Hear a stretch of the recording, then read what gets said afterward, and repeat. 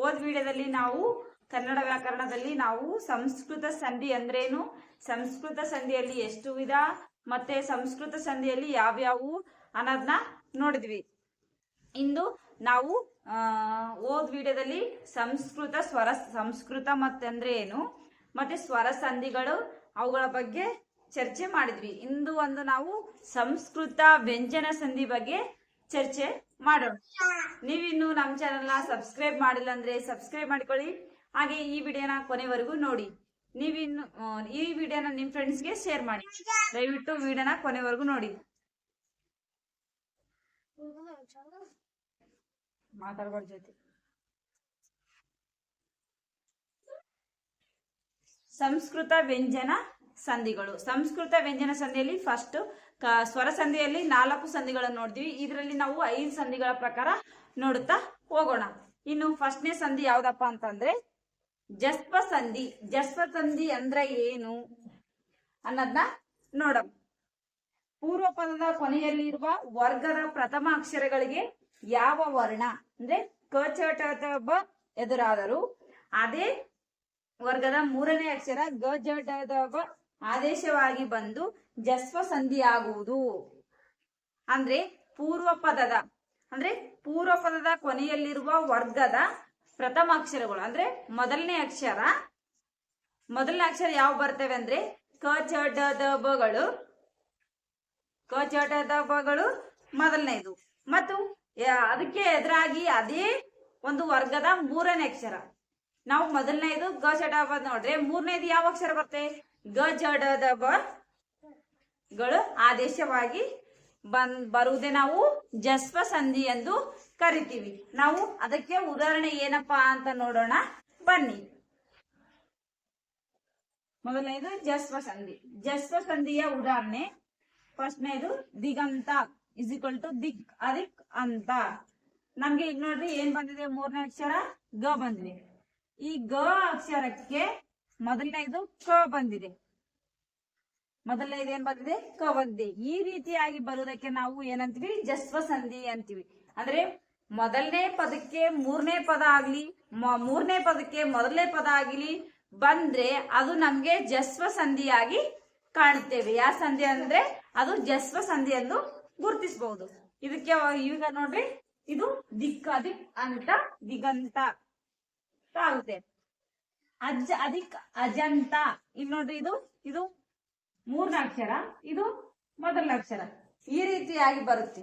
ಆ ಬರ್ತಕ್ಕಂತ ಅಕ್ಷರಗಳೇ ಇದು ಜಸ್ವ ಸಂಧಿ ಅಕ್ಷರ ಎಂದು ನಾವು ಹೇಳ್ಬಹುದು. ಯಾವುದು ಅದಿಕ್ ಅಂತ ಅಜಂತ. ವಾಗ್ದೇವಿ ಇಸ್ಕೊಲ್ ಟು ವಾಕ್ ಅದಿಕ್ ದೇವಿ. ಈ ರೀತಿಯಾಗಿ ಬರ್ತಕ್ಕಂತ ನಾವು ಒಂದು ಅಕ್ಷರಗಳಿಗೆ ನಾವೇನಂತೀವಿ ಜಸ್ವ ಸಂಧಿ ಎಂದು ಕರಿತೀವಿ. ಉದಾಹರಣೆ 1-2 ನೀವು ತೆಗೆದುಕೊಳ್ಳಿ. ಔಟ್ ನಮ್ಗ ಕಮೆಂಟ್ ಬಾಕ್ಸ್ ನಲ್ಲಿ ತಿಳಿಸಿ. ಸದಾನಂದ. ಇದಕ್ಕ ನೀವು ಬಿಡಿಸಿ ನಮ್ಗೆ ಕಮೆಂಟ್ ಬಾಕ್ಸ್ ನಲ್ಲಿ ತಿಳಿಸಿ. ಸದಾನಂದ ಬಿಡಿಸಿ ಹೇಳಿ. ಇದಕ್ಕ ಉದಾಹರಣೆ. ಇನ್ನು 2ನೇದು ಜುಸ್ವ ಸಂಧಿ. ಜುಸ್ವ ಸಂಧಿ ಅಂದ್ರೆ ಏನು? ಸುಚು ಎಂದರೆ ಶಕಾರ. ಚ ಅಕ್ಷರಗಳು ಅಂದರೆ ಶಕಾರವು ಚ ಇಸ್ಈಕ್ವಲ್ ಟು ಚ ಛ ಝ ಝ ಞ. ಈ 6 ಅಕ್ಷರಗಳೇ ಶು ಎಂಬ ಸಂಜ್ಞೆಯಿಂದ ಸಂಸ್ಕೃತ ವ್ಯಾಕರಣದಲ್ಲಿ ಕರೆಸಿಕೊಳ್ಳುತ್ತವೆ. ಅಂದ್ರೆ ಶು ಅಂದ್ರೆ ಏನಂದ್ರೆ ಶು ಅಂದ್ರೆ ಶಕಾರ. ಅಂದ್ರೆ ಶಕಾರ ಅಂದ್ರೆ 2 ಬಂದಿದೆಲ್ಲ ಚ ಅಕ್ಷರಗಳು. ಶ ಮತ್ತು ಚ ಅಕ್ಷರಗಳು ಅಂದ್ರೆ ಶಕಾರವು ಅಂದ್ರೆ ಇಲ್ಲಿ ಶೂಕ್ ಏನ್ ಬರ್ತದೆ ಅಂದ್ರೆ ಚ ಛ ಜ ಜ ಞ. ಈ 6 ಅಕ್ಷರಗಳೇ ಶೂಕಾರ ಎಂಬ ಸಂಜ್ಞೆಯಿಂದ ಸಂಸ್ಕೃತ ವ್ಯಾಕರಣದಲ್ಲಿ ಕರೆಸಿಕೊಳ್ಳುತ್ತದೆ. ಪೂರ್ವ ಪದದ ಕೊನೆಯಲ್ಲಿ ಸಕಾರವಾಗಲಿ ತ ವರ್ಗವಾಗಲಿ ಇದ್ದು ಉತ್ತರ ಪದದ ಮಧ್ಯದಲ್ಲಿ ಶಕಾರ ಶ ವರ್ಗಗಳು ಆದೇಶವಾಗಿ ಬರುತ್ತೆ. ಇದಕ್ಕೆ ಶುಸ್ವ ಸಂಧಿ ಎಂದು ಹೆಸರು. ಅಂದ್ರೆ ಪೂರ್ವದ ಕೊನೆಯಲ್ಲಿ ಸಕಾರವಾಗಲಿ ತದ ವರ್ಗವಾಗಲಿ ಇದ್ದು ಉತ್ತರ ಪದದಲ್ಲಿ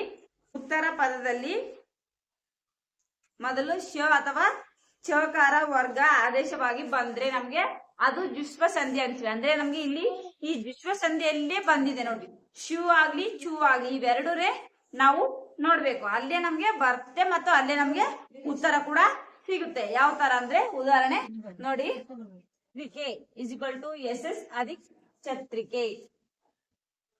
ಇಲ್ಲಿ ನೋಡ್ರಿ ಇಲ್ಲಿ ಇಲ್ಲಿ ಈ ರೀತಿ ಬರುತ್ತವೆ. ಇಲ್ಲಿ ಸಚಿತ್ರ ಸತ್ತ ಹರಿಕ್ ಚಿತ್ರ ಸಚಿತ್ರ ಈ ತರ ಬರೋದಕ್ಕೆ ನಾವು ಶುಚಿತ್ವ ಸಂಧಿ ಎಂದು ಕರಿತೀವಿ. ಇನ್ನು ಮೂರನೇದು ಶುಚಿತ್ವ ಸಂಧಿ ಅಂದ್ರೆ ಶಕಾರ ತ ವರ್ಗಗಳು ಶಕಾರ ಟ ವರ್ಗಗಳು ಮುಂದೆ ಬಂದ್ರೆ ಆಯಾ ವ್ಯಂಜನದ ಅನುನಾಸಿಕ ಆದೇಶವಾಗುವುದು. ಇದು ಬಹಳ ಸುಲಭ. ಹೆಂಗಂದ್ರೆ ಶಕಾರಕ್ಕೂ ತ ವರ್ಗ ಶಕಾರಕ್ಕೂ ತ ವರ್ಗ ಅಂದ್ರೆ ಶಕು ತ ವರ್ಗ, ಈ ಶಕಾರಕ್ಕೆ ತ ವರ್ಗಗಳು ಮುಂದೆ ಬಂದ್ರೆ ಅದು ಆಯಾ ವ್ಯಂಜನದ ಒಂದು ಅನುನಾಸಿಕವಾಗಿ ಬರುತ್ತದೆ. ಇದೇ ನಮ್ಗೆ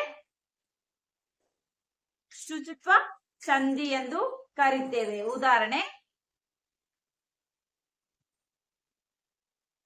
ತಪಸ್ ಷಡ್ಭಾಗ ತಪಸ್ ಅಧಿಕ್ ಷಡ್ಭಾಗ. ಇಲ್ಲಿ ನೋಡ್ರಿ ಈ ಶೋಕು ಈ ಶ ಬಂದಿದೆ ನೋಡಿ, ಈ ತರ ಬರುತ್ತದೆ. ಈ ತರ ಬರೋದಕ್ಕೆ ನಾವು ಶುಚಿತ್ವ ಸಂಧಿ ಎಂದು ಕರಿತೀವಿ. ಉದ್ಯಾನ ಇಸ್ ಈಕ್ವಲ್ ಟು ಅಧಿಕ್ ದಯನ. ಈ ರೀತಿ ನಾವು ಬಿಡಿಸ್ಕೊಳ್ತಾ ಹೋಗ್ಬೇಕು. ಇನ್ನು ನಾಲ್ಕನೇದಾಗಿ ನೋಡ್ಬೇಕಾದ್ರೆ ಅನುನಾಸಿಕ ಸಂಧಿ.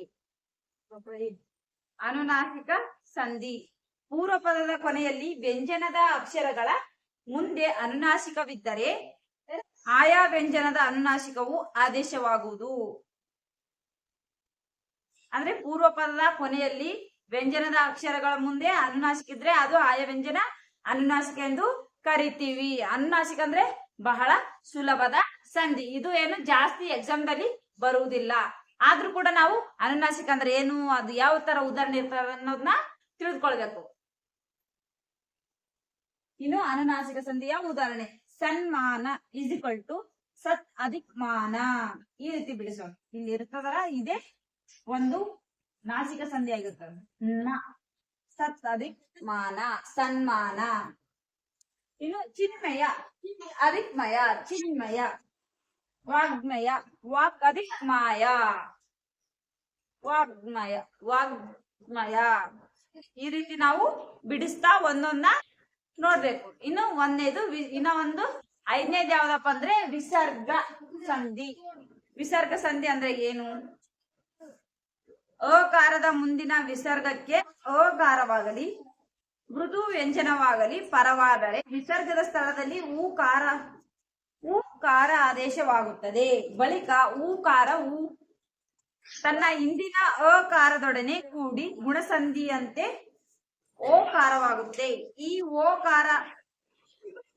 ಓಕಾರದ ಮುಂದೆ ಅಕಾರ ಅದು ಅಲೋಪವಾಗುತ್ತದೆ. ನೋಡಿ ಫ್ರೆಂಡ್ಸ್, ಇದು ವಿಸರ್ಗ ಸಂಧಿಯಲ್ಲಿ ನಾವು ಯಾವ ತರ ಅಂದ್ರೆ ವಿಸರ್ಗ ಅಂದ್ರೆ ಎಲ್ರಿಗೂ ಗೊತ್ತಿರ್ತಕ್ಕಂಥದ್ದು. ಅದರಲ್ಲಿ ಎಷ್ಟು ತರ ಕಾಣ್ತೀವಿ ನಾವು? 2 ತರ ಕಾಣ್ತೀವಿ. ಯಾವ್ದು? ಅಂ ಮತ್ತೆ ಅಹ. ಇದು ಬಹಳ ನಾವು ಸುಲಭವಾಗಿ ಗುರ್ತಿಸಬಹುದು. ಯಾವ ತರ ಅಂತ ನೋಡ್ರಿ. ಮನೋ ಅನುರಾಗ ಇಸ್ ಈಕ್ವಲ್ ಟು ಮನಃ ಅಧಿಕ್ ಅನುರಾಗ. ಮನಃ ಅಹ ಬಂದಿದೆ ನೋಡಿ, ಈ ತರ ಬಿಡಿಸೋದು. ಬಿಡಿಸಿದ್ರೆ ಅದು ಮನಃ ಅಧಿಕ್ ಅನುರಾಗ ಆಗುತ್ತದೆ. ಮನೋಗಮನ ಮನಃ ಅಧಿಕ್ ಗಮನ ಮನೋಗಮನ. ಇಷ್ಟು ಸಂಸ್ಕೃತ ವ್ಯಂಜನ ಸಂಧಿಯ ಬಗ್ಗೆ ತಿಳಿದುಕೊಂಡಿದ್ದೇವೆ. ಇನ್ನು ಮುಂದಿನ ಅಧ್ಯಯನದಲ್ಲಿ ಸಮಾಸ ಅಂದ್ರೇನು, ಸಮಸ್ಯೆಗಳ ವಿಧಗಳು, ಅವುಗಳನ್ನ ಒಂದೊಂದಾಗಿ ನೋಡುತ್ತಾ ಹೋಗೋಣ. ಬಾಯ್, ಧನ್ಯವಾದಗಳು.